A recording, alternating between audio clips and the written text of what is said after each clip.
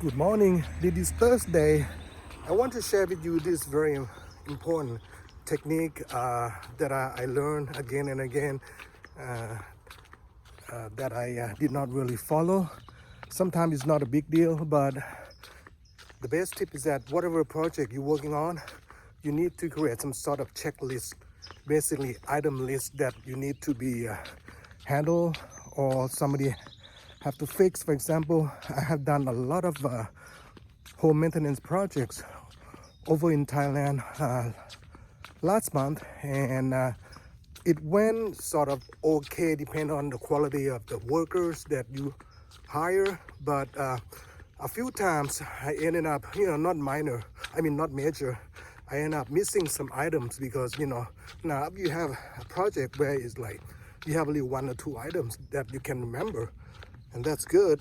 You might not have to write down, but you can put it in your iPhone note section. And before you pay someone, you need to make sure you check all of those. You write a little note like, actually you can use that note prior to any project, and make sure you can text that to the worker, make sure they agree, and the cost and the items, because you can use that at the end, like, hey, you promised to do this, but then you didn't do it.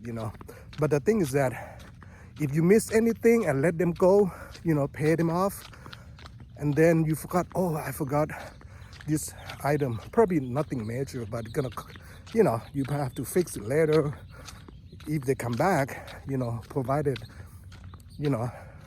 they're good contractor or worker, they can come back. But always anything in any project or personal life, it can be financial or home maintenance or car, whatnot.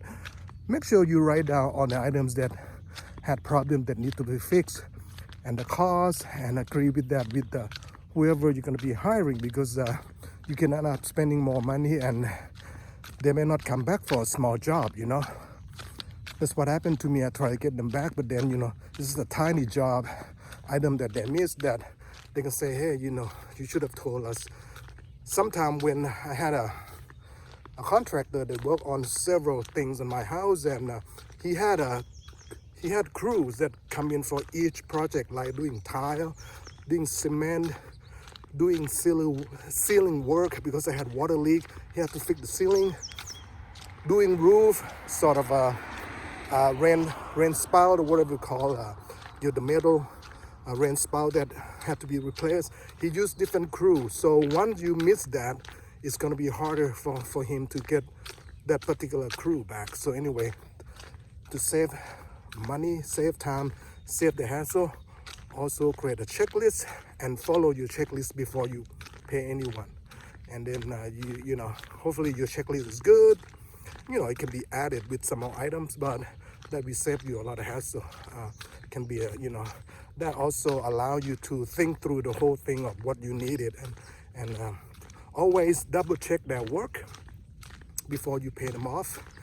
And sometimes it happens, if it's minor, like cosmetic or whatnot, then and you might let it go, but depending on how fast they fix. But I caught when they did my tile outside on my part of my driveway, in a way, not driveway, but along the house, they actually did not align the tiles very well.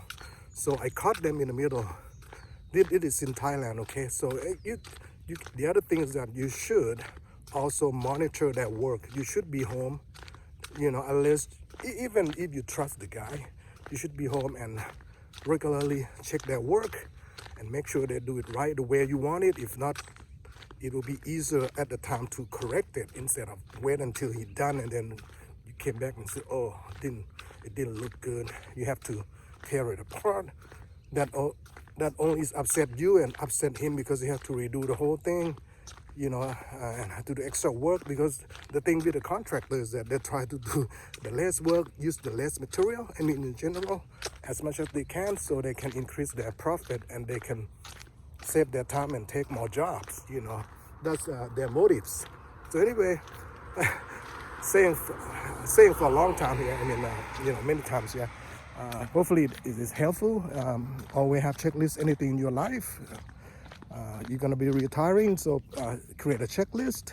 At least it put your thought in perspective, and you want to make sure you cover everything as much as you can. Sometimes you cannot cover the unseen, but like I'm about to retire, so I have to create a checklist because I want to retire in 2 places, over here in US and in Thailand, so I have to plan ahead. Right now we've done a lot of work in Thailand, and that's why we have to manage them right. Because over there, you know, it's hard to find, or it's expensive to get a really licensed company to come and do any work. So we hire local people, local handyman or whatnot, and they come with different skills and different, should I say, quality and responsibilities. You know, some of them may not be good. You have to tell them exactly what you want, and you have to correct them. So you almost have to be like, you kind of like become like subcontracting them out. You know, you still have to monitor. You cannot just leave your home there necessary, you know. Anyway, and also if you're going to be travel overseas, make sure you take COVID-19 precaution. A lot of, you know, there are a lot of cases increased right now everywhere, and you don't want to, like, you know, some people might not take it seriously because, you know, but it's going to cost you. If you have to go back, you may have to quarantine for 7 days or not, so that will impact your you know, your work and other things. You have to be isolated in certain places, you know, so there's a lot of inconvenience. So make sure you wear masks, and we tested a lot of workers. You know, we test COVID-19 tests to people that are gonna be actually inside the house, you know, so always do that. And then you want to, you know, wear your mask, have them wear the mask, and then you need to spray down in any areas that are exposed, and try to stay at least 6 feet, you know, because otherwise, you know, you open up yourself for COVID. Still, it's gonna still be around. Actually, at my work, there are a lot of people that get infected in the building, and now they pretty much tell people to work from home. You know, because it's the increases. I think it's bad that people work in the AC environment, you know, ventilated area, and I think these days they should allow people to work from home if they can. You know, it just doesn't make sense at all. After COVID, it just doesn't make sense, you know. Anyway, I'll see you folks on the next video. Thanks very much for watching, and stay safe, and follow my technique on anything. Create a good checklist. Bye for now.